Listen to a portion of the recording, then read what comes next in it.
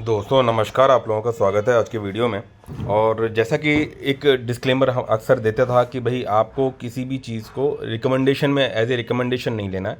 एक डिस्कशन है जिससे कि आप लोगों को ये एक आइडिया मिले कि मैं किस तरह से सोचता हूँ और किस तरह से और भी सीखने की कोशिश करता हूँ, और आप लोगों की भी काफ़ी रीडिंग्स होती हैं तो वो एक जब मैचिंग हो जाती है तो काफ़ी हद तक जो है कह सकते हैं कि एक बूस्ट मिल जाता है हमारी उस सोच को। अब ये चार्ट आपने बहुत जगह देखा होगा, इस तरह के चार्ट बहुत सारे देखे होंगे जहाँ पे आपको ये कंपाउंडिंग का चार्ट एक दिखाया जा रहा है। इतना इन्वेस्टमेंट करो तो ये CAGR निकलेगा, तो इतना बनेगा इतना बनेगा, दुनिया भर का भरा पड़ा हुआ है चारों तरफ। प्रैक्टिकली ऐसा होता दिखाई या दिख रहा हो तो मतलब वो या तो हम देख नहीं पाते हैं या जो है कि वो पेशेंस नहीं रख पाते हैं इतने सालों की होल्डिंग। हाँ सर, लॉन्ग टर्म पकड़ा है, शेयर्स खरीदे हैं, लॉन्ग टर्म के लिए इन्वेस्टमेंट है, पड़ा हुआ है, लेकिन वही डेली डेली देख देख के पेशेंस नहीं रख पाते। और ऐसा लगभग लगभग हर एक बंदे 101% लोगों के साथ में होता है। लेकिन उसी बीच में अगर हम मैनिपुलेशन थोड़ा सा कर लें, मतलब ये गलतियां करते हुए भी उस चीज़ के लिए अपने आप को इम्प्रूव करते रहें।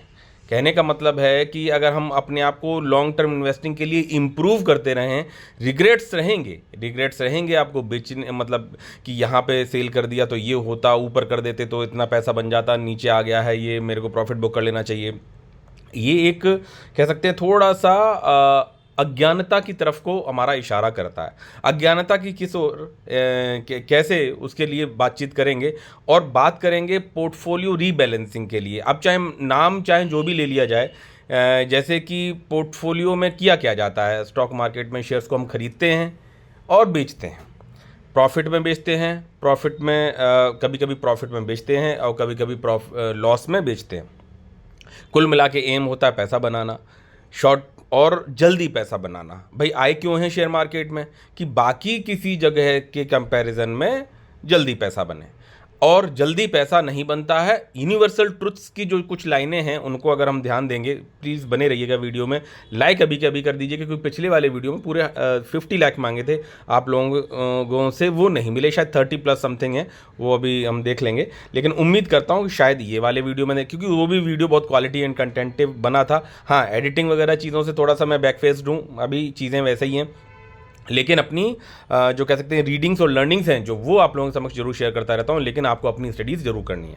तो कंपाउंडिंग की बात, इस चार्ट की बात करूँ, मुझे लगभग लगभग अभी कहूँ कि 5 साल होने वाले हैं शेयर मार्केट में, और कुछ 2-1 महीने बचे हुए हैं, तो वो पूरे हो जाएंगे तो 5 साल पूरा हो जाएगा। तो 5 साल का पीरियड मार्केट में इन्वेस्टेड बने रहना, पोर्टफोलियो का आइडिया जो पुराने इन्वेस्टर्स हैं मेरे साथ में उन लोगों को आइडिया रहा होगा, कहाँ क्या कितना कैसा बना, उसके लिए पुराना थोड़ा वीडियो भी आप देख सकते हो।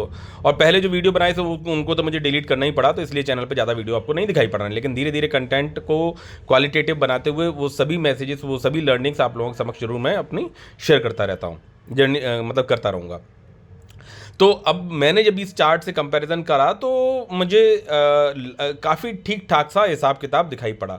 मैं प्रैक्टिकली देखा जाए तो अगर एग्जैक्टली कैलकुलेट करूं तो CAGR जो है वो काफ़ी बेटर निकल के आया होगा मेरा। लेकिन क्योंकि क्या होता है कि इवनली और इक्वली इन्वेस्टमेंट तो नहीं है पर मंथ की, लेकिन जो भी टोटल अमाउंट हमारा, मैं आपको लोगों को पता है कि मैं डायरी में नोट करके और उसके बाद इक्वली डिवाइड कर दिया since the day of first of the market investment, ठीक है। तो उस हिसाब से मंथली इन्वेस्टमेंट का अगर मैंने रेशियो निकाला था तो वो मैंने आपको बताया था कि भाई मेरा लगभग पर मंथ के हिसाब से ये बना है इन्वेस्टमेंट का पर मंथ का रेशियो। बट प्रैक्टिकली जो है स्टार्टिंग के डेज में, ईयर्स में, कॉन्फिडेंस और लर्निंग्स की लिमिटेड लेवल को होते हुए जो है कि मार्केट में इन्वेस्टमेंट बहुत ही लिमिटेड लेवल पे हुआ है। बड़ा पैसा जो है वो बाद के मार्केट में आया, बाद के मार्केट में लगा, तो उसको उतना समय नहीं हुआ। लेकिन मैंने टोटल अमाउंट को डिवाइड करके इक्वल किया तो उसको जो है कि पर मंथ के हिसाब से आपका जो मैं बता रहा था वो उतना लगभग आ रहा है। अब वहाँ पे जो मैंने जब इक्वली डिवाइड भी कर दिया तो उस रेशियो से भी अगर हमने कैलकुलेट किया, CAGR को अगर मैं कैलकुलेटर पे डाल के मैंने निकाला था, पिछली वीडियो में आप देख सकते हो, तो लगभग लगभग 16% के आसपास का रिटर्न मुझे 5 सालों में दिखाई पड़ा। 16% का return, sir it's quite amazing, ठीक है भाई। जनरली मार्केट निफ्टी जो पुराने समय से अभी तक का जो रिटर्न है वो लगभग 12% का, और 12% में भी आदमी आपको बहुत सारे वीडियोस और सब जगहों पे यहाँ पे दिखा देते हैं कि भैया करोड़पति बन रहे हो, ये बन रहे हो, वो बन रहे हो, और बन भी रहे हो, कोई बात नहीं। लोग जिनको नॉलेज नहीं, म्यूचुअल फंड्स में डालते हैं और भी जगहों पर डालते हैं, ETF में डालते हैं, और गोल्ड वाले अभी जैसे चमक रहे हैं, बढ़िया सा है, सब कुछ है, तो वो अपनी वैल्यू हमेशा रखता ही है वो मेटल। तो ये सब चीज़ें बहुत से लोग प्लॉट्स में डालते हैं, ये करते हैं। और जब तक आदमी इधर से उधर भागेगा, उधर से इधर भागेगा, इधर से उधर भागेगा, तब तक परेशान रहता हूँ। मैं कहता हूँ डाइवर्सिफिकेशन रखिए, ठीक है भाई, थोड़ा बहुत वहाँ लगाइए, जिस चीज़ की नॉलेज ज़्यादा समझ में आए, चीज़ें ज़्यादा समझ में आए, उस तरफ को पैसा डाइवर्ट होने में कोई बुराई नहीं होती है। लेकिन शेयर मार्केट में पैसा बनता है, ये यूनिवर्सल ट्रूथ है, इसमें कोई दो राय नहीं है। अब किस CAGR से बना पाओ वो डिपेंड करता है। मार्केट में जो पुराने समय के लोग हैं वो हिस्ट्री पढ़ी जाती है, तभी फ्यूचर प्रिडिक्ट किया जाता है। तो हिस्ट्री में क्या कुछ लर्निंग्स उनकी रही हैं, जिन्होंने पैसा बनाया है, जो बड़े बड़े इन्वेस्टर्स रहे हैं, उन्होंने क्या ऐसा फॉलो किया, क्या उनसे गलतियां नहीं हुई, लेकिन गलतियां हुई तो क्या किस कैलकुलेटिव पे हुई, या कोई भी ऐसा इन्वेस्टर रहा है जिसने बहुत मिलियन बिलियंस पैसा बनाया हो मार्केट में, उसे रिग्रेट ना रहा हो। रिग्रेट मैं कह रहा हूँ कि चलो प्रॉफिट का तो अलग ही बात है कि उसने मान कि चलो इतना प्रॉफिट बुक कर लिया, वो और भी ज़्यादा हो सकता, तो एक वो रिग्रेट हो गया। एक रिग्रेट ये हो गया कि भाई इस शेयर में मैंने रीडिंग्स करी, सब कुछ किया, बट इसमें मुझे लॉस में निकलना पड़ा। तो ये सभी घटनाएं उन सब के साथ भी हुई है और होती रही और आखिरी तक होती रही, मतलब कह सकते हैं फुल जर्नी भी अगर उनकी कैलकुलेट की जाए। लेकिन वो बचते कैसे हैं, बच कैसे जाते हैं? मैंने आपको एक वर्ड बोला कि रिस्क एपेटाइट को इंक्रीज करना। अब सर कहोगे कि सर ये बहाने हैं कि पोर्टफोलियो को रीबैलेंसिंग करना या रिस्क एपेटाइट को बढ़ाना, ये लॉन्ग टर्म से बचने के बहाने हैं। बहाना है आपको प्रॉफिट्स को बुक कर लेने का, आपको बेचने का बहाना लॉन्ग टर्म के नाम पे, बट जैसे ही पैसा बना तो आपने प्रॉफिट बुक कर दिया। ऐसा मैं ये नहीं कहता। मैंने आपको एक बात हमेशा बोली है कि लॉन्ग टर्म में ही पैसा बनता है। होता कैसे है कि आपने देखा होगा कि मैं पैसा बुक किया, मैंने प्रॉफिट्स को मैंने अगर बुक भी किया या लॉसेस को भी कभी कभार मान लो बुक किया था, वो मैंने आपको बताया था पहले के वीडियोस में। आप लोगों को अगर आप मेरे टच में रहे होंगे तो पता होगा, बने रहोगे तो चीज़ें ज़रूर निकल के आएंगी। तो मैंने आपको ये बताया कि मैंने प्रॉफिट्स को बुक किया, बहुत बार किया, काफ़ी जगहों पर किया, लेकिन जो पैसा मैंने प्रॉफिट को बुक किया वो मैंने री इन्वेस्टिंग के लिए ही किया। उस पैसे को मान के चलो 1 लाख के 1.5 लाख हो गए या 1.25 लाख हो गए, मैंने प्रॉफिट को बुक कर दिया, जबकि वो शेयर मैंने लिया था लॉन्ग टर्म के लिए और उस कंपनी में भी कोई प्रॉब्लम नहीं आई। बस वो स्लो हुआ हो या ऑल टाइम हाई पे हो, या रीजंस ये भी हो सकते हैं कि उसमें एक बहुत ही मिनिमल अमाउंट लगा हो या एक नॉर्मल अमाउंट लगा हो और मुझे कहीं दूसरी जगह अपॉर्चुनिटी दिखाई पड़ रही है, तो सर ये तो ट्रेडिंग हो गई। लेकिन उस पैसे को मैंने दोबारा से जिस जगह पे मुझे वैल्यूएशंस दिखाई पड़ रही थी वहाँ लगाया। लेकिन इसके लिए हैबिचुअल भी नहीं होना है कि आप मालूम पड़ा डेली करने लगे, 1% पे, 2% पे, 5% कमाया, 10% कमाया। जितने छोटे फिगर्स पे चलते चले जाओगे उतना स्ट्रगल करोगे।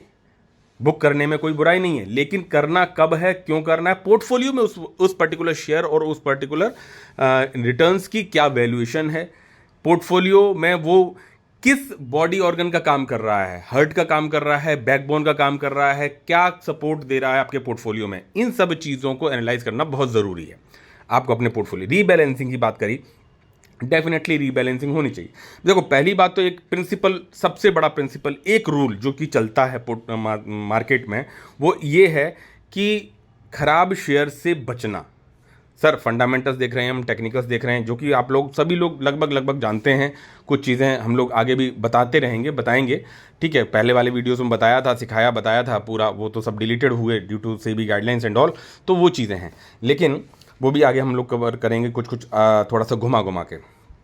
तो यहाँ पे मैंने जो बात करी कि पोर्टफोलियो में रीबैलेंसिंग की बात, जो मैंने बात बताई कि भाई रीबैलेंसिंग करना है, तो सबसे एक रूल तो फिक्स है, वो होता ही होता है। वो ये है कि मान के चलो आपने कोई कंपनी खरीदी, technically, fundamentally, market cap, portfolio में वो मतलब जगह अपनी बना सकती है। मतलब कि आपको ये भी देखना है ना, स्मॉल कैप कितना है, मिड कैप कितना है, लार्ज कैप कितना है। मैक्सिमम मेरा स्मॉल कैप में ही रहता है क्योंकि पैसा वहाँ बनता है। सेफ्टी गारंटी किसी चीज़ की नहीं है, लेकिन मैक्सिमम मोस्ट ये एनालिसिस है कि भाई इन शेयर्स में, अब HUL है, HUL कंपनी थोड़ी ना फ्रॉड करने वाली है, भाग जाएगी पैसा लेके या आपका पैसा डूब जाएगा, नहीं। हाँ, ये हो सकता है गिरावट में मार्केट की वजह से या उस इंडिविजुअल कंपनी में कहीं कोई न्यूज़ आ जाए, कुछ हो जाए, उस बेसिस पे 10%, 20%, 5%, 8% गिर जाए, उठ जाए, ठीक है। वो अलग बात है कि आपने किन वैल्यूएशंस पे कंपनी को समझ रहे हैं, तो वो एक एनालिसिस आपको जरूर आनी चाहिए। तो तो फिर HUL में ही क्यों नहीं पैसा लगा देते हैं? रिलायंस है, अडानी है, इतने बड़े बड़े ग्रुप हैं, ठीक है, उनका पैसा उनमें ही फिर क्यों नहीं लगाएं अगर इतना ही सिंपल है? तो इसलिए पोर्टफोलियो में भी रीबैलेंसिंग आपको समझनी चाहिए। तो बात ये है कि आपने कोई कंपनी ली, पहली बात तो ये है कि खराब कंपनी जो कि पहले जब आपने खरीदी तब वो सही थी, तो भाई छोटे मार्केट की आपकी कंपनीज में इस तरह की ज़्यादा सिनेरियो रहता है कि आपने ली तो कैलकुलेटेड पैसा भी लगता है, भाई उतनी लिमिटेड पैसा लगता है। टाइटन में फ्रॉड नहीं होने जा रहा, इन्फोसिस में फ्रॉड नहीं होने जा रहा, वो अलग बात है, मार्केट स्ट्रगल करे IT का या कुछ है जो कि रीजंस आ सकते हैं, कुछ भी हो जाए, लेकिन ठीक है। लेकिन आपका एक कैलकुलेटेड लेवल पे पैसा लगा हुआ है, ऐसा नहीं है कि किसी एक ही शेयर पे आपने पूरा पोर्टफोलियो को डिपेंड करा दिया या एक ही सेक्टर में पूरा डिपेंड करा दिया, तो वहाँ पे भी स्ट्रगल करेगा, ठीक है। तो सबसे बड़ी चीज़ है, उस कंपनी को तो बिल्कुल ही निकाल देना चाहिए जिस कंपनी में फ्रॉड के चांसेस दिखाई पड़े, बदबू आए, स्मेल आए। फायर बाद में होगी, वो स्मेल आने लगती है, वो कुछ हम लोग टेक्निकल पैरामीटर्स को देखा, पहले भी मैंने बताया कि भाई अपने स्टेक्स को लगातार कम किए जाना बिना किसी रीजंस के प्रमोटर्स द्वारा, FIs DIs का निकल जाना, या जो कह सकते हैं कि स्लोली निकलना। दूसरा तरीका उसमें ये भी है कि भाई अपने स्टेक्स को थोड़ा कम किया प्रमोटर्स ने और उधर से प्लेज कर दिया, क्योंकि आदमी प्लेज नहीं देख पा रहा, बहुत सारे जो अपने रिटेल इन्वेस्टर प्लेज नहीं जान पाते हैं, थोड़ा सा प्लेज किया फिर वो किया, कुछ के उसके रीजंस भी कुछ दे देंगे, लेकिन आपको एक तगड़ी नज़र बनाए रखनी है कि हाँ यार ये बात जो बंदा कह रहा है कि इसने पैसा अपना स्टेक को कम किया या प्लेज किया तो उसके रीजंस ये थे या ये थे, या उसने अपने जो बोरोइंग्स हैं उसको कम किया, या कोई ऑर्डर्स इतने बड़े मिल गए कि जो पैसा नहीं उठा पाए तो यहाँ से ऐसे किया। उनको आपको बारीकी नज़र से बनाए रखना होता है। मार्केट कैप कंपनी का देख लो और ये चीज़ें देख लो कि भाई ये है, ये है, उसकी वेबसाइट पे जाइए, चीज़ों को देखिए, समझ में आएगा किस ग्रुप से कनेक्टेड है, कौन कौन उसके जो कस्टमर्स हैं, इन सब चीज़ें से आइडिया लग जाता है। दूसरा एक तरीका जो प्रोमोटर्स अपनाते हैं, जो फेक जो फ्रॉड वाले कहानी होती है, देखो वीडियो लंबा होगा लेकिन अपने इसी वीडियो में, एक लंबे वीडियो में भी बहुत सारी चीज़ें मैं आप लोगों को देने की कोशिश करता हूँ, तो बने ज़रूर रहिएगा। मैं कह रहा हूँ ब्रैकेट्स में देख लेना, थोड़ा थोड़ा करके 20-22 मिनट का देख लेना, लेकिन आपको सीखने को बहुत कुछ मिलने वाला है। तो दूसरा तरीका जैसे कि उन्होंने ये किया कि भाई तरीका होता है कि प्रमोटर्स ने अपने शेयर्स को बाय किया, स्टेक्स को बढ़ाया। आपने देखा अरे यार प्रमोटर्स बाय कर रहे हैं तो हम क्यों नहीं बाय करें, उन्हें वैल्यूएशन दिख रही तो हम क्यों नहीं करें। भाई उन्होंने आधा % बढ़ाया, 50% 60% उनके पास है, उन्होंने 1% खरीद लिया, 1.5% खरीद लिया। आपने क्वार्टरली अपडेट होता है तो आपने देखा हाँ यार इन्होंने तो बाइंग चालू करी है इसमें, तो यार ठीक है हम भी इसमें कर लेते हैं। लेकिन आपको पहले दूसरे पैरामीटर्स भी देखने, लेकिन मालूम पड़ा आपको दूसरे पैरामीटर्स तो सब ओके मिल रहे हैं और यहाँ पे इन्होंने स्टेक्स को थोड़ा बढ़ाया भी है, तो आप अपने पोर्टफोलियो और कंपनी के साइज के हिसाब से थोड़ा सा सोच सकते हैं। लेकिन ऐसा भी मैंने सिनेरियो देखा है कि उन्होंने एक क्वार्टर में बढ़ाया तो कंपनी में लोगों ने बाय करना चालू किया और अगले ही क्वार्टर में जो है सीधा 10% कम कर दिया, लेकिन प्लेज नहीं किया, मतलब 10%, 5%, 8% इस तरह के कुछ कम किया। छोटी कंपनी होगी तो स्टेक्स ज़्यादा सेल होते हैं क्योंकि उसका कॉर्पस जो है उतना कम हो जाता है, दैट्स वाई। तो वहाँ पे जब आपने तो कम कर दिया, लेकिन फिर देखा कि एक उन्होंने सस्टेन कर लिया उसी लेवल पे, ना प्लेज किया ना कुछ किया, वहीं पे कर लिया। और जो कंपनी जिस लेवल पे काम कर रही थी, चीज़ें कम कर रही थी, बोरिंग्स कम किया या कुछ है, तो उसका रीज़न आपको डाइजेस्ट होना चाहिए, मिलना चाहिए। प्लेजिंग भी खराब नहीं होती है, लेकिन कितनी करी है, कब करी है, उस पैसे का क्या किया, कितना मार्केट से आना बाकी है, जो कह सकते हैं रिसीवेबल्स कितने ड्यू हैं, प्रोडक्ट कहाँ कहाँ पे एनहेंसमेंट कर रही है, ये सब चीज़ें हैं। मान पड़ा एक नया प्लांट को वो बनाने जा रही है तो पैसा लोन पे ना लेके ऐसा भी कर सकती है, तो ये सब चीज़ें भी रहती, तो इसलिए कीन ऑब्जर्विंग होनी चाहिए। अब पोर्टफोलियो पे रीबैलेंसिंग की बात है कि रीबैलेंस हम क्यों करना चाहते हैं, भाई जो शेयर्स खराब है उन्हें निकालना है, जो अच्छे शेयर्स हैं उन्हें हमें डालना है, यही तो है। तो आपको जो वो बेसिक पैरामीटर्स है उनके बेसिस पे पहले तो चेकआउट करिए कि भाई मान के चलो कोई एक कंपनी है, स्मॉल कैप की है, 100, 150, 200 करोड़ की है, भाई स्मॉल कैप वगैरह में इस तरह की फंसने की कहानी आती है, उसे रीबैलेंसिंग करने की ज़रूरत पड़ती है, क्योंकि नहीं तो बढ़िया जो शेयर्स होता है वो चलता रहता है, वो ठीक है, वो उसका स्ट्रगल कर सकता है, कंसोलिडेट कर सकता है, लेकिन फ्रॉड के चांसेस नहीं है, तो पैसा आपका सेफ रहता है, भले ही पैसा बने ना बने, नज़र नहीं भी गई तो चल जाएगा, कोई दिक्कत की नहीं बात है कि भाई रिलायंस में अगर आपका कंसोलिडेट कर रहा है, टाटा में, मतलब डिपेंड कर रहा है, टाटा की डिफरेंट कंपनियाँ भी बहुत ख़राब भी हैं, मैं एक जनरल बात कर रहा हूँ कि जो सेफ एंड प्ले है तो उनमें पैसा पड़ा है तो नज़र नहीं भी गई चल जाएगा। छोटी कंपनीज़ हैं जहाँ पे रीबैलेंसिंग करना, मिड कैप कंपनीज़ हैं या मतलब स्ट्रगलिंग कंपनीज़ हैं, वहाँ जहाँ पैसा बनने की बहुत बड़ी उम्मीद भी है, तो वहाँ पे आपको रीबैलेंसिंग के लिए आपको ये देखना पड़ेगा, उस कंपनी को जाके दोबारा से स्टडी करो। जब आपने पहले उसे जब वॉच लिस्ट में डाला था और जब पोर्टफोलियो में डाला था, तो पोर्टफोलियो में डाला था तो क्यों अभी तक स्ट्रगल करी, क्यों नहीं चली, फिर दोबारा से पैरामीटर्स, कंपनी कहाँ क्या कुछ कैसे रिलेशंस हैं, क्या कुछ चल रहा है, कहाँ स्ट्रगल कर रही है, क्या क्या मिल रहा है, क्या अपडेट्स ले रही हैं, वो पूरा स्क्रीनर पे उन सब चीज़ों पे जाके चेक करना है। फिर देखना है कि हमारे पोर्टफोलियो में उसमें कितना पैसा लगा हुआ है, किस सेक्टर को बिलोंग कर रही है, आगे पोटेंशियल नज़र आता है, सब कुछ देख के चार्ट वार्ट देख के समझ में आ रहा है कि नहीं आ रहा, तो स्टेक बढ़ाना है कि नहीं बढ़ाना है, ऑल टाइम हाई पे है, ऑल टाइम लो पे है कि क्या कुछ है, तो उस हिसाब से हमें उसमें स्टेक को निकालना है या बढ़ाना है। ज़बरदस्ती पोर्टफोलियो से किसी भी कंपनी को निकाल देना बिना किसी रीज़न के वो मुझे ठीक नहीं लगता है। प्रॉफिट्स में है, री इन्वेस्टिंग करनी है, कहीं पे फंड्स की रिक्वायरमेंट है, आपको लगता है कि हाँ इस कंपनी को मैंने लॉन्ग टर्म के लिए लिया था बट यहाँ तक भी returns it's okay, but because I am going to reinvest in the this place जहाँ पे मुझे वैल्यूएशन दिखाई पड़ रही है दूसरी कंपनी में जो वॉच लिस्ट में है, या आपकी किसी ऑलरेडी इन्वेस्टेड कंपनी है जहाँ पे आपको ज़्यादा समझ में आता है और उस कंपनी में आपको एवरेज आउट करना है, तो ठीक है मैक्सिमम मोस्ट ट्राई करना चाहिए कि अगर प्रॉफिट्स में तभी कंपनी को रीबैलेंस करें। ऐसा नहीं है कि अच्छी कंपनी को बेचा नहीं जाता है, बेचा जाता है due to the risk, to increase the risk appetite, और रिग्रेट्स हमेशा रहेंगे, ठीक है, इस बात का भी ध्यान रखना। अच्छा, अब जैसे मान लो मेरा एक एवरेज है कि भाई मुझे मान के चलो एक लगभग राशि कोई है मेरी, इतने अमाउंट है, मैं पर मंथ का मान लो निकालता हूँ कि वो मुझे इन्वेस्टिंग करना है, ज़रूरी नहीं इसी महीने करूँ अगले महीने करूँ, बट वो महीने का इन्वेस्टमेंट अमाउंट लगभग के अप्रॉक्स, कभी थोड़ा सा कम हो जाता है, प्लस माइनस 10% 20% ऊपर नीचे मैं कभी कर देता हूँ टोटल अमाउंट को as per the my expenses, और उनको मैं लगा देता हूँ, मतलब रख लेता हूँ भी, ठीक है, वो मुझे पर मंथ अपने पोर्टफोलियो में डालते रहने हैं। अब चाहे मैं उसमें शेयर्स का बीबीएल का खरीद रहा हूँ या किसी और का खरीद रहा हूँ, एवरेज आउट कर रहा हूँ, क्या कर रहा हूँ, किस तरह के सेक्टर्स में, रेलवे हो गया है, बहुत सारी कंपनीज हैं, बहुत सारे तरीके हैं, तो उनमें डालता रहता हूँ, देखता रहता हूँ हाँ भैया ये लेवल पे आ गई तो यहाँ चला जाएगा, यहाँ आ गया तो यहाँ, इसलिए मेरे पास नंबर ऑफ शेयर्स ज़्यादा होते हैं, बिकॉज मुझे अपने लंबे समय तक जो है पैसे को डालना है। तो जब नंबर ऑफ कंपनीज मेरे पास ज़्यादातर, मतलब जो नंबर ऑफ कंपनीज मेरे पास ज़्यादा हैं, जो मेरे पोर्टफोलियो के साइज़ के हिसाब से ठीक है, मतलब बहुत ज़्यादा भी नहीं कह सकूँगा लेकिन मेरे पोर्टफोलियो के हिसाब से ठीक है, तो उनमें मुझे होता ये है कि जब मेरे पास पर मंथ का पैसा आता है, मुझे मार्केट ज़रा सा भी झटका देता, कुछ देता है, तो मुझे वो अपॉर्चुनिटी किसी न किसी शेयर में मिल जाती है। और आपको पता ये तरीका मेरा एवरेज करने का किस तरह से है, तो और फिर मैं उसमें लंबे समय तक के लिए वेट भी कर लेता हूँ। नंबर ऑफ शेयर्स जब मेरे पास ज़्यादा होते हैं तो मैं उसको होल्ड भी लंबे समय तक के लिए कर सकता हूँ। कंपनी ने अगर शेयर ने परफॉर्मेंस नहीं दी और टॉप से 50-60% जो कि स्मॉल कैप वगैरह गिर जाते हैं, तो वो उन सब में रहता है। तो ये चीज़ें हैं बैलेंसिंग और रीबैलेंसिंग की कहानी। तो आपको अपने इंडिविजुअल पोर्टफोलियो के हिसाब से देखना चाहिए, समझना चाहिए और देखना चाहिए कि भैया मेरा अगर पोर्टफोलियो का साइज़ ये है अमाउंट वाइज, तो मेरे पास कितनी कंपनी होनी चाहिए। उन कंपनीज में, जिन कंपनीज में मेरे को लग रहा है कि मेरा पैसा नहीं बन रहा है, नहीं है, क्योंकि ऐसा हर शेयर और हर तरह की हिस्ट्री में रहा है कि भाई कोई भी कंपनी ऐसी नहीं रही है जिसने फ्रॉड ना करा हो। जिस कंपनी ने फ्रॉड ना करो, किसी ने थोड़ा कम बनाया, किसी ने थोड़ा ज़्यादा बनाया, पैसा वही बना के गया जो टिका रहा। जैसे हमारे बड़े लोग जो हैं, आज देख सकते हो कि लाखों करोड़ों की ज़मीनें हैं, प्राइस जो लोगों का है ज़मीनों का, तो वो उस ज़माने में हमारे दादा परदादा लोगों ने ज़मीनें खरीद के छोड़ रखी थी। उस ज़माने में उन्हें पैसों की स्ट्रगल रही होगी बहुत कुछ, जबकि उनके पास ज़मीन पूछा जाए तो भैया 10 बीघा 20 बीघा, किसी 25 बीघा, बहुतों के पास नहीं भी थी, लेकिन ठीक है ज़मीन थी, लेकिन उसके बाद भी उनके पास गरीबी रही है।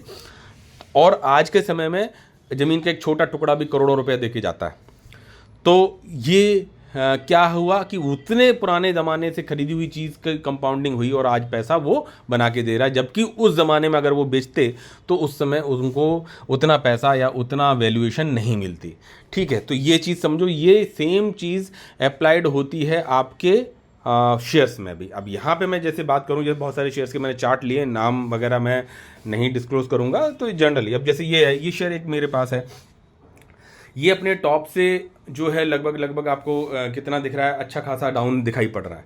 अब फिर भी इस शेयर ने देखा जाए तो 350% की रिटर्न बनाए हुए हैं, लेकिन टॉप से नीचे गिरावट है। जिसने यहाँ सेल कर लिया वो अपने आप को शाना समझता होगा, बोले यार मैंने बहुत अच्छा काम किया। हो सकता है कल को मान के चलो कंपनी फ्रॉड हो जाए, तब तो वो डबल शाना समझेगा, बोले यार मैं बहुत होशियार आदमी निकला, मेरे को देखो सब पता है, मैंने जो खरीदा वो। जिस दिन ये लगने लगे कि यार मेरे डिसीजंस बहुत काम करते हैं मार्केट में, तो वो भ्रम बहुत जल्दी दूर हो जाएगा। ठीक है, आपको सीखते रहना है, समझते रहना है, एनालिसिस करते रहना है, और सबसे बड़ी चीज़ कि 4 लोगों की बातों को सुनो और अपने हिसाब से एनालिसिस करो। उसके लिए अपना एक व्हाट्सएप ग्रुप बना रखा, लिंक डिस्क्रिप्शन में दे रखा है, वहाँ ज्वाइन करिए। 486-87 लोग, लगभग 500 के फेर में लोग पहुँचने जा रहे हैं। तो वहाँ पे जो है मार्केट से रिलेटेड चीज़ें maximum most we use to share and discuss. तो वहाँ पे आप मान लो कि चलो कोई शेयर में आपने देखा, आपको बहुत कुछ सारी चीज़ें नहीं देखनी आती हैं सेक्टर वाइज या चीज़ें वाइज, तो वहाँ पे अच्छे लोग भी अवेलेबल हैं। बहुत से लोगों को बहुत स्ट्रेंथ है किसी चीज़ की, भाई मान लो पड़ा, किसी को फंडामेंटली ज़्यादा अच्छा देखना आता, किसी को टेक्निकली देखना अच्छा आता, किसी को उस पर्टिकुलर सेक्टर के बारे में ज़्यादा कुछ आइडिया लगता है, और उस तरह की चीज़ों को लोग अपडेट करते रहते हैं। वो they use to share on that particular platform. ठीक है, फ्री ऑफ कॉस्ट है, तो मेरे हिसाब से वहाँ पे क्योंकि एफर्ट्स तो लगने वाले हैं। अब आप कहोगे नहीं मेरे से तो भैया, हालांकि आजकल जो है मैसेजेस को लिमिटेड हो गए हैं, क्योंकि लोग डिवोटेड जो लोग हैं वो अपने हिसाब से चीज़ों को कर रहे हैं, और तो नंबर ऑफ कभी कभी चैट हो गई, कभी कुछ हो गई, तो वो भी एक ह्यूमन नेचर है। तो वहाँ पे वो चीज़ें, हालांकि हम लोग रेस्ट्रिक्टेड करते रहते हैं, तो वहाँ पे वो चीज़ों के साथ में डिस्कशन होकर एक जिस्ट निकल के आता, आप काफ़ी हद तक चीज़ों से, फ्रॉड से बच जाते। जैसे अभी एक रिसेंटली कंपनी थी, उसने बहुत अच्छे फंडामेंटल्स थे, सब कुछ थे, उसने बहुत अच्छा पैसा बनाया ऐसे इस तरह से, और उसके बाद में फिर वो खत्म। तो लेकिन खत्म, सेल मैंने भी की, लॉस में करी, मैं प्रॉफिट में भी था उसमें, बहुत सारे लोग प्रॉफिट्स में थे, और वो सेल भी करी। तो वो सेल करी, लेकिन टाइमली सेल कर पाए। टाइमली सेल मतलब लॉस को, जो लॉस का परसेंटेज था वो कम था। बहुत से लोग उसमें तब भी टिके रहे, यार नहीं यार वो ये लॉन्ग टर्म पकड़े रहो, ये वो आपको भी मॉनिटरिंग करना। बोला सर इतना कहाँ हेडेक कर पाएंगे, तो हम म्यूचुअल फंड में डाल लेते हैं। म्यूचुअल फंड में अगर बिल्कुल नॉलेज नहीं है तभी आप डालिए चीज़ों को। मार्केट में डायरेक्टली इन्वेस्टमेंट से पैसा बहुत मल्टीप्लाई होता है। तो अब जैसे ये कंपनी है मेरे पास बहुत दिनों से, लगभग 1.5 से 2 साल मैंने बीच बीच में एवरेज भी किया, और मैं सब करीबन 200 रुपये के रेट के आसपास आया था, धीरे धीरे अब नीचे। अभी मैंने इसको आप देखा, पोर्टफोलियो बहुत बड़ा सेक्शन नहीं है, ये बहुत छोटी सी कंपनी और एक छोटा सा इन्वेस्टमेंट है। आज मैंने उसको देखा, मैंने कि टॉप से इतना गिरा हुआ, गिरा क्यों है, किसने सेल किया, क्यों सेल किया, कैसे किया। तो अच्छा, फिर कॉन्फिडेंस का लेवल भी ये नहीं कि हाँ यार सब ओके हो गया तो मैं इसमें पूरा पैसा झोंक दूं या बड़ा पैसा लगा दूं, नहीं। वो कंपनी खुद चीखने लगती है, चिल्लाने लगती है, समझ में आने लगता है कि यार इसमें कितना पैसा लगाया जा सकता है। तो लेकिन हाँ, इन लेवल्स पे लंबे समय तक हो सकता है ये इसका स्टेज आ जाए, जो अभी जो है यहाँ पे आ जाए, यहीं पे चलता रहे, और अभी मान लो 1.5-2 साल नहीं चला, और भी ना चले 3 से 4 साल 5 साल, तो मैं पोर्टफोलियो में होल्ड कैसे करूँगा, इसको एवरेज कैसे करूँगा, जबकि कंपनी को इंटरनल दिक्कत ना हो। पैसा बनाएगी, अगर फ्रॉड नहीं है तो कंपनी पैसा बना के देगी। हो सकता है कोई 19 बनाएगा, कोई 20 बनाएगा, कोई 21 बनाएगा शेयर, लेकिन अच्छी कंपनी में बने रहना, एवरेज करना, एक कैलकुलेट झक्कनी सवार होनी चाहिए कि यार बहुत से लोगों को देखा मैंने कि पूरा का पूरा पैसा एक ही कंपनी में झोंक दिया। ऐसे बहुत सारे शेयर्स मेरे फंडामेंटली स्ट्रॉन्ग, और बीच बीच में मौका आता, और आपने देखा भी होगा 6-6 महीने में पैसा डबल किया, लेकिन अच्छी कंपनीज में भी। लेकिन फिर भी जो है अपने प्रिंसिपल्स को और जो रूल्स कुछ बना रखे हैं अपने खुद के, कि भाई हमें किस हिसाब से ही अप्रोच करनी, तो हम उसी हिसाब से सोच के चलते हैं। तो अब जैसे ये मैंने कंपनी आज मैंने बहुत दिनों के बाद, सालों बाद कह सकते हो, और एक बहुत छोटा अमाउंट लगा हुआ है, छोटी कंपनी है, मैंने इसमें पैसा देखा, और ठीक है, ऐसा भी नहीं कि मैं इसमें बुलिश हो गया हूँ, लेकिन मुझे लगा कि हाँ यार ये वो सिनेरियो, एक पॉइंट मुझे थोड़ा सा गड़बड़ लगा, बट वो माइन्यूट है और ऑब्जर्विंग स्टेज में है। तो मैंने कहा कि जो स्टेक अभी मेरे पास है, और अब जो मेरे पास फंड्स आ रहे हैं उसमें से अब इस कंपनी की जो मेरे बाइंग प्राइस से इतना नीचे दिखाई पड़ रही है, और मेरे पोर्टफोलियो में मान के चलो इतना % लॉस दिखा रही है वो, तो उसमें मुझे एवरेज मैं के स्टेज पे आ चुका हूँ। और से जब मैं एवरेजिंग पे आता हूँ तो मैं कंपनी को बार बार पढ़ता रहता हूँ। तो उससे क्या है कि कोई अपडेट, कोई चीज़, कोई सिनेरियो निकल के आए, तो ये ना हो कि वो पैसा मैंने जबरदस्ती लगाया, मतलब वैसा किया। तो हाँ, और तो मैंने क्या किया, जीटीटी लगा दिया हल्का सा। जब भी वो जीटीटी ट्रिगर होगा या कुछ उन लेवल्स पे आएगा, तुरंत अपडेट होगा कि भैया कि क्यों ये शेयर उन लेवल से पहुंचा, रीज़न क्या है। ड्यूड, अगर मतलब एक्सटर्नल रीजन्स हैं कि मार्केट ही गिरा, सब कुछ गिरा, सब चीज़ें हैं, तो फिर ठीक है। तो ऐसी जगहों पे मैं धीरे एवरेज करता हूँ, जैसे ये हो गया। अभी अब बात करूंगा कि जैसे यही एक ये शेयर के चार्ट देख लीजिए आप, तो यहाँ पे देख सकते हो कि ये टॉप से यहाँ से गिरावट है, 1743% तक का रिटर्न फिर भी बना हुआ है। और आप वहीं से देख सकते हो कि यहाँ पे 600, यहाँ पे 63% का ही रिटर्न बना हुआ है अप्रैल 19 से लेके 22 तक में। और वहीं थोड़े समय में पैसा, बहुत अच्छा पैसा भी बना और उसके बाद डाउन भी। और मैंने इसमें पैसा 6 महीने में बीच में इसी दौरान मैं इसमें बीच में आके और पैसा लगा के डबल करके और हट गया। और फिर उसके बाद जब फिर टॉप पे जाके नीचे करेक्शन हुई तो वहाँ पे जाके मैंने फिर से इन्वेस्टिंग चालू की और एक अच्छे खासे पहले से काफ़ी बड़े अमाउंट के साथ में धीरे धीरे इस कंपनी में फंडामेंटली स्ट्रॉन्ग, एक तरह से लार्ज कैप टाइप मान लो। और मैं आई यूज़ टू एवरेज जब भी मेरे लेवल्स पे आती है। अब मान के चलो ये इतने लंबे समय तक के लिए कंसोलिडेट अगर करता है शेयर इन लेवल्स पे, तो व्हाट आई विल डू कि I will use to increase my stake slowly and slowly and slowly and slowly. क्यों? क्योंकि कंपनी में दिक्कत नहीं। बोला सर पैसा तो आपका अटका रहेगा ना इतने लंबे समय तक के लिए। भाई मुझे नहीं जल्दी डबल करना है, डबल करने वाले शेयर्स अलग हैं और डबल हो जाएगा तो ये भी नहीं है कि मैं लंबे समय के लिए ही टिका रहूं। मुझे अगर कहीं अपॉर्चुनिटी बेटर दिखाई पड़ेगी पोर्टफोलियो में कहाँ पे मैं निकाल सकता हूं तो मैंने वो भी काम मैं कर देता हूं। और अगर नहीं तो वो शेयर मेरे साथ लंबे समय तक के लिए भी बने रहते हैं for the long term investing, और वो कंटिन्यू रहते हैं। एवरी नाउ एंड देन नहीं करना चाहिए। तो अब ये देख सकते हो कि ये इन लेवल्स पे जाके स्टेबल होने की कोशिश कर रहा है। और ये सब चीज़ें किस बेसिस पे होती हैं कि कितना मार्केट कैप है, क्या सेक्टर है, क्या बिजनेस मिल रहा है, कितना प्रॉफिट निकल के आ रहा है, क्या कुछ हो रहा है, क्या कंपनी आगे अपडेट्स दे रही है, क्या कुछ कर रही है। तो वो उस जगह जाके फिर वो उसी लेवल पे कंसोलिडेट करेगा या बढ़ेगा या नीचे जाता है। ठीक है, ज़्यादा भाग गया तो नीचे जाता, तो ये है एग्जैक्टली प्राइस आप ना प्रेडिक्ट कर सकते हो। ठीक है, तब भी अगर जो कोई बना रहता और आज ये टॉप से नीचे गिरा होता, मैं कहता हूँ कि कुछ भी नहीं करता, अगर फंडामेंटली स्ट्रॉन्ग कंपनी है सब कुछ है तो इतने लंबे समय स्ट्रगल के बाद में भी वो 17 से 43% तक के रिटर्न में होता। कब? अगर वो 2019 में अगर पैसा लगाया होता और एक बेवकूफ़ की तरह ये, क्योंकि ये उस तरह की कंपनी है जो फुल्ली गवर्नमेंट ओरिएंटेड और फोकस्ड कंपनी है। ठीक है, आज सरल मिल रहा है, प्राइस स्ट्रगल कर रहा है, चीज़ें मिल रहा है, मैं कह रहा हूँ कि अभी इतने साल तक और स्ट्रगल कर सकता है तो क्या ना लगाया जाए? बिल्कुल लगाया जाए। लेकिन कहीं सर आपने जो लगाया, हमने सोचा ठीक है, ओमान का फिर एक बाउंस बैक दे गया और जल्दी पैसा डबल हो गया आपका, तो क्या करेंगे आप? मैं कुछ भी कर सकता हूँ। मुझे अगर वहाँ पे पैसा, मुझे लगा कि नहीं यार यहाँ पैसा डबल हो गया और ठीक है मैं अपने रिस्क एपेटाइट को बढ़ा लेता हूँ, तो मैंने बुक कर दिया। आपने देखा होगा मैं बहुत सारे शेयर्स में मैंने पैसा नहीं, बहुत बड़ा पैसा लगा, मैंने नहीं वो किया, बुक नहीं किया, और कहीं कहीं पे मैंने बुक किया। तो ये आपको अपने एनालिसिस के हिसाब से, अपने पोर्टफोलियो के रिस्क एपेटाइट के हिसाब से चीज़ों को डिसीजन लेना पड़ता है। और ये भी हो सकता है कि मालूम पड़ा 10 साल तक ये सेल ही नहीं करा मैंने, 10 साल तक इसमें एवरेज ही करता रहा, पैसा बनाता रहा, करता रहा, पैसा मल्टीप्लाई हो गया। तो ये चीज़ें हैं, रिग्रेट तो हमेशा रहने वाला है। लेकिन एक बात तय है कि हाँ भाई 1743% का रिटर्न 2019 में लगाया हुआ पैसा भी बनता अगर टॉप से नीचे ये गिरावट में, तो उसके बावजूद भी बिल्कुल भी दिमाग लगाने की ज़रूरत नहीं होती। तो यानी कि 1 लाख का 17 लाख रुपये, 17.5 लाख रुपये बने हुए होते जब ये गिरावट में है आज ये कंपनी। समझ में आया? 1 लाख रुपए का। तो ये रिटर्न, और इतने रिटर्न बनाया किसी ने? खरीद बेच के क्या पोर्टफोलियो में, मैं 2019 की ही बात कर रहा हूँ, कुछ 1-2% एक्सेप्शनल केसेस छोड़ दो, जनरल बात कर रहा हूँ, तो क्या किसी ने बना लिया? मैं अगर 1 लाख रुपए से इन्वेस्टमेंट चालू किया मैंने, माने 2019 में तो नहीं करा था, 2020 दिसंबर 2020 की बात कर रहा हूँ, वहाँ पे मैंने करा था। तो दिसंबर 2020 की भी बात कर लो तो मैं यहाँ कहीं पे होता शेयर, यानी इतने समय तक तो एक ही लेवल पर रहा, और मैं 1 लाख रुपए लेके आया था, मैं पूरा पैसा यहीं लगा देता, क्योंकि तरीका सही नहीं है। तब भी मेरे 1743% के रिटर्न बने होते, मतलब 1 लाख का 17 लाख बना होता, आगे पैसा नहीं भी लगाता। तो ये आप समझो कि पैसा मार्केट में पोटेंशियल कितना है। और ये बहुत ही safest, fundamentally strong, government oriented company थी। नॉट ओनली दिस, लेकिन हमें दूसरी चीज़ों को भी नज़र में रखना चाहिए। जैसे इस कंपनी की बात कर लो, इसमें भी देख सकते हो पैसा कितना बना हुआ है। और ये जो है बहुत ज़्यादा, मैं करना भूल गया, ये भी बहुत ज़्यादा पुराना शेयर नहीं है, देख सकते हो यहाँ पे अभी, यहाँ 2023 है तो यहाँ पे ज़्यादा समय नहीं हुआ। और ये देख सकते हो ये इसके रिटर्न जैसे 3,500% के रिटर्न है। किस शेयर में आपके पोर्टफोलियो में है कोई शेयर जिसने इतने % के रिटर्न बनाए हुए हों?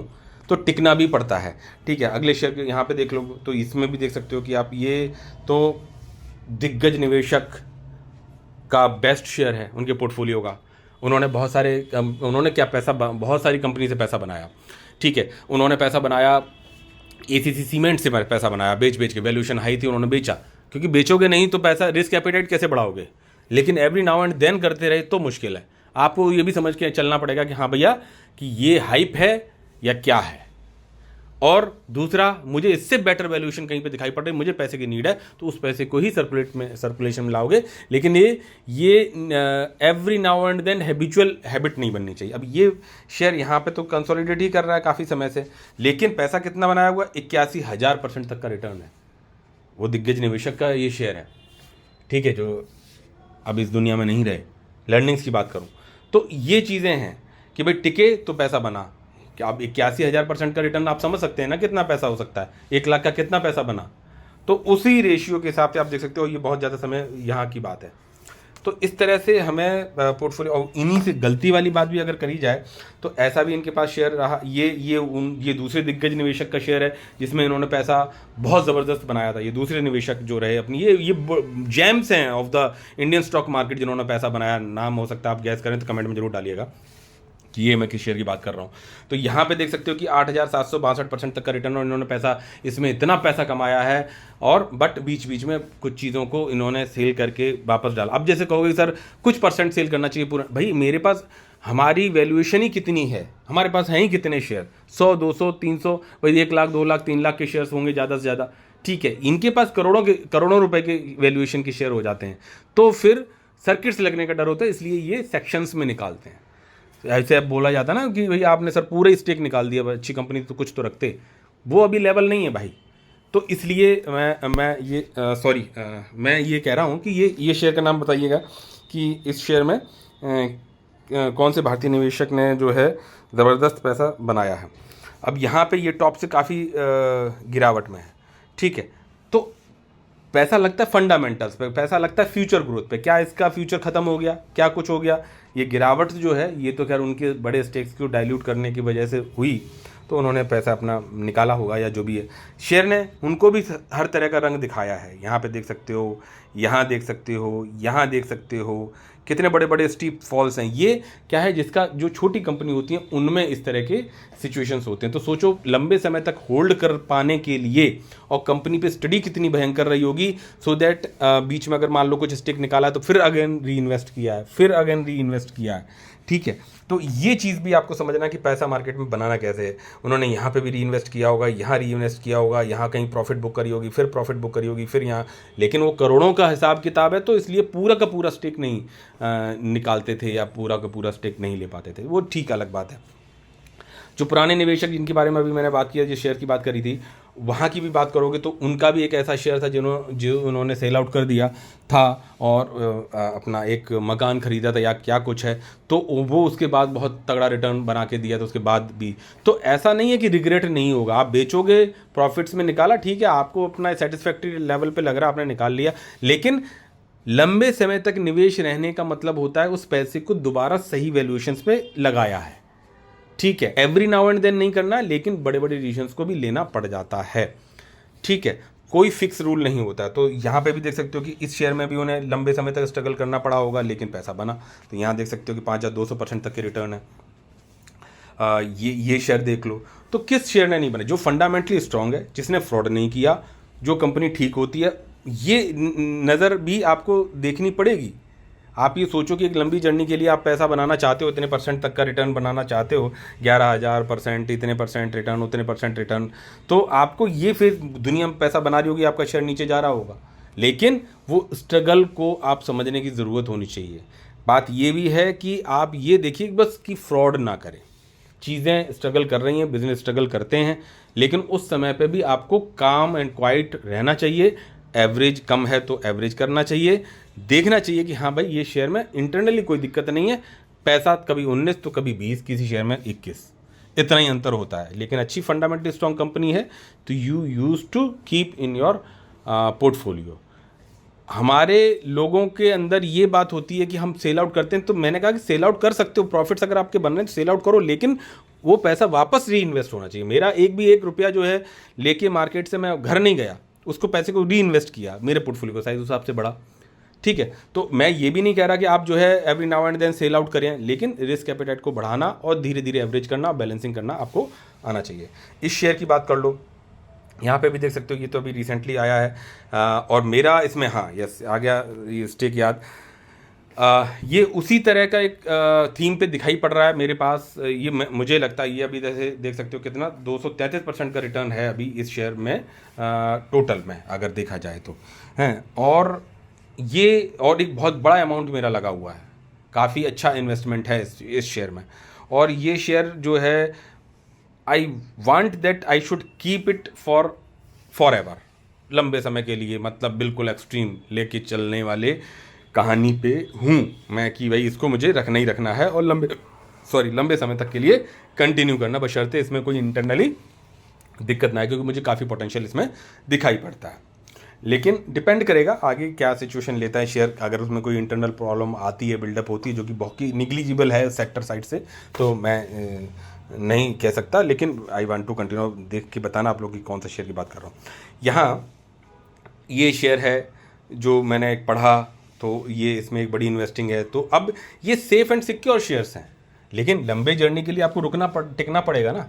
आज अगर ये जो आप देख सकते हो 233% के केवल रिटर्न हैं एक इस शेयर में, ये अपनी कहानी 11,000% की रिटर्न या इससे ज़्यादा के यहाँ पे जो रिटर्न आपको किसी में 8,700 81,000 ये रिटर्न जो आपको दिखाई पड़ रहे हैं, ये शेयर्स भी ये कहानी लिखने वाले हैं। जो आज ये 233% का रिटर्न दिखाई पड़ रहा है, ये शेयर भी फंडामेंटली स्ट्रॉन्ग है, सब कुछ है और एक बड़ा पैसा मेरा लगा हुआ है। लेकिन मेरे अंदर कैपेसिटी होनी चाहिए कि भाई मैंने इसको 10-15 साल के लिए होल्ड करके छोड़ दिया।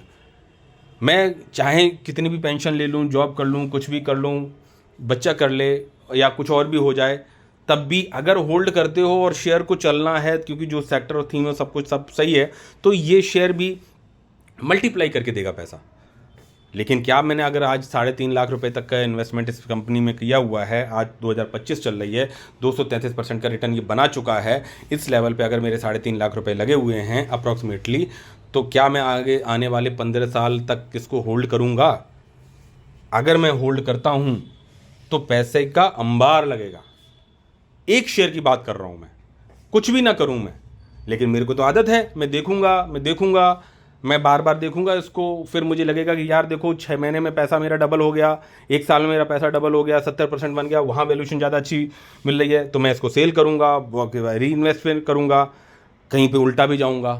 तो ये मुझे भी रेस्ट्रिक्ट करना है अपने आप को कि भाई अगर अच्छा शेयर सही प्राइस पे सही कंपनी में दिखाई पड़ गया है और तुमने पैसा लगा लिया है, तो इस शेयर का पोटेंशियल 233% तक का रिटर्न बना के रुकने वालों में से नहीं है। It can go up to 10,000% return, या कुछ हो सकता है कि लंबे समय के लिए। अब जैसे ये जो पीरियड रहा है, ये पीरियड बहुत लंबा, ये बहुत छोटा पीरियड है अभी इस शेयर के लिए, एक लंबे समय तक के लिए। अब ये पीरियड जब छोटे लेवल पे दिखाई पड़ेगा, तो ये यहीं पे कहीं पे दिखाई पड़ेगा, ऐसे ऐसे करके बाद में शेयर आपको ऐसे चढ़ते हुए दिखाई पड़ेगा। तो यहाँ पे जो कंपाउंडिंग होगी, ठीक है, अगर मान के चलो मैंने अगर यहाँ पे 50, 60, 70, 80% यहाँ पे कमा भी लिए, मान लो मैंने अभी यहाँ पे हूँ और मैंने यहाँ कमा भी लिए, और उसके बाद में मैंने बुक कर लिया, मैं अपने आप को शाना समझ रहा हूँ और मैंने री इन्वेस्ट कर दिया कहीं पे इस शेयर में, लेकिन पोटेंशियल था ये, जो कि मैं जानता हूँ इस चीज़ को, ठीक है, और ये शेयर जो है बाद में जाके यहाँ कंपाउंडिंग दे रहा है 80,000%, एक मान पड़ा 20,000% की रिटर्न, 10,000% की रिटर्न, ठीक है, और मैं माथा पकड़ के बैठा हूँ। यार उस ज़माने में मेरे पास ये शेयर था, मैं पकड़े बैठा होता तो आज इतना पैसा बना होता। मैंने आपको एक शेयर दिखाया भी था, हालांकि उसके फंडामेंटल्स उतने ठीक नहीं थे, लेकिन एक जनरल बात बता रहा हूँ। तो टिकने पे भी बात है। और तो क्यों 3.5 लाख रुपए लगाए हुए हैं? आप देखोगे कहीं पे मेरे पास, किसी शेयर में मेरे पास 11,000 11,500 का ही इन्वेस्टमेंट है, किसी शेयर में 15,000 रुपये का ही इन्वेस्टमेंट है, 50 है, किसी में 40 है, 3.5 लाख रुपये का इन्वेस्टमेंट है सीधा सीधा। तो वो भी मैटर करता है, ठीक है। जैसे अब ये जैसे ये शेयर है, अब ये क्रिसिल की बात कर रहा था मैं, जो झुंझुनवाला सर ने जो बेच दिया था, मकान खरीदा था, और आप देख सकते हो कि इस शेयर ने कैसी हिस्ट्री लिखी, ठीक है। इसका जो अगर चार्ट पैटर्न की बात मैं करूं, शायद ये ही है, अब वो भी आप देख लेना, मतलब क्या देख सकते हो कि ये शायद ये शेयर है, इसकी बात कर रहे थे, हाँ 2002, यस यही है। और आप देख सकते हो जर्नी कितनी स्ट्रगलिंग वाली रही, ये फेजेस रहे, लेकिन पैसा बना के दिया।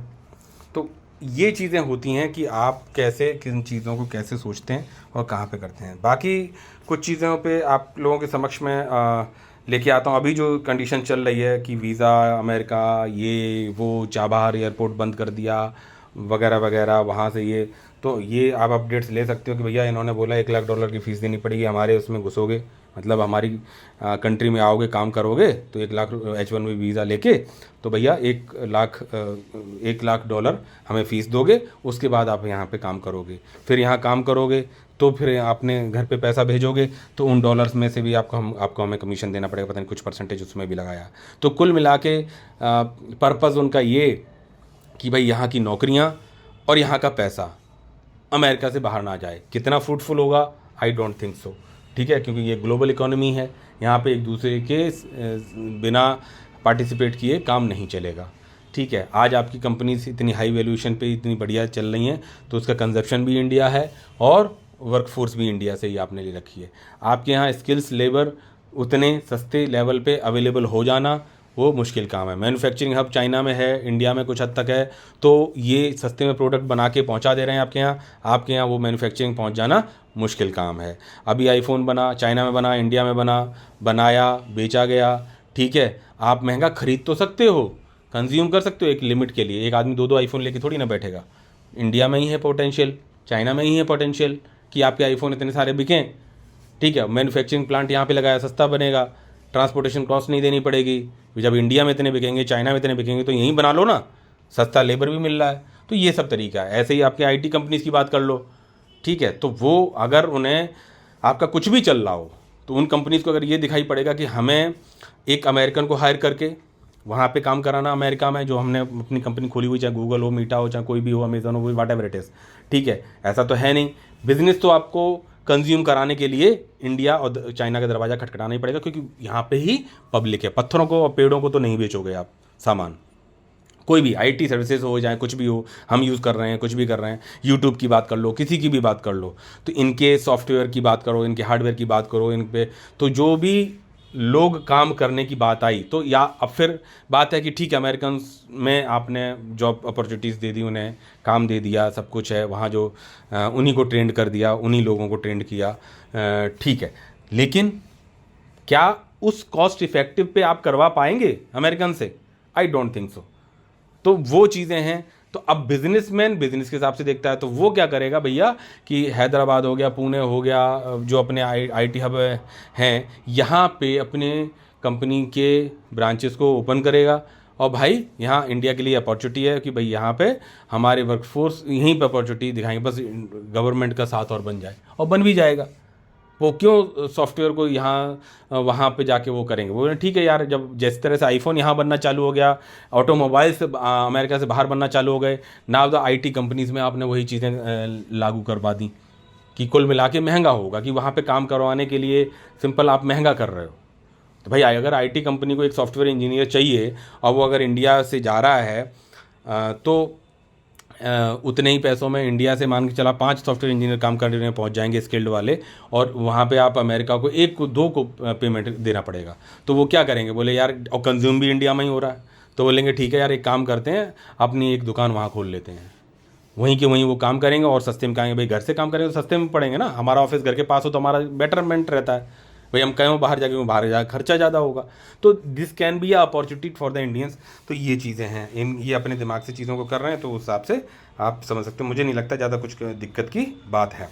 तो ये सब चीज़ें हैं, और ये सब चीज़ें मैंने कवर करी। ज़रूर कमेंट में डालिएगा कि किस तरह का कंटेंट आपको लगा, क्योंकि एडिट वगैरह ज़्यादा नहीं कुछ किया है, लेकिन आपको अपनी थीम बेस्ड पूरी चीज़ें देने की कोशिश मेरी रही है। क्या मैं कंटिन्यू करूं इस तरह के वीडियोस के लिए आप लोगों के लिए? तो प्लीज़ सपोर्ट करिएगा विद दीज वर्ड्स। अभी ये तो टेंशन वेंशन चली रही है इंडिया में, सॉरी मैं करता हूँ, ये टेंशन वेंशन चल ही रहा है कि भैया अमेरिका और जापान और ये और वो कहाँ कुछ क्या, कहीं 4 बार एयरपोर्ट बंद कर रही। तो ये प्रेशर ठीक है, आप एक टाइमिंग के लिए डालते रहोगे, 3.5 साल और बचे हैं आपके, तो झुंझुना हिला लो, ठीक है, हो सकता है इम्पैक्ट बैठेगा इंडिया के ऊपर।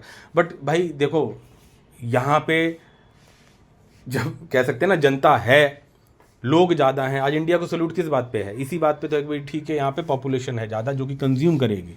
आप $30 ट्रिलियन की इकोनॉमी हो, $20 ट्रिलियन के आसपास की चाइना है, चाइना से आपकी बात नहीं बन पा रही। उन्हें पता है कि भाई ये तो कि भाई $20 ट्रिलियन के आसपास की ताकत रखते हैं, और आप कर्ज में हो बहुत बड़े, भाई 30 ट्रिलियन की यूएसए की इकोनॉमी, उसमें कर्ज भी तो बहुत बड़ा है, तो वहीं चाइना इसे घास नहीं डाल रहा, और जबकि उनके पास कंजप्शन भी है, मैन पावर भी अवेलेबल है, टेक्नोलॉजी भी है और पैसा भी है।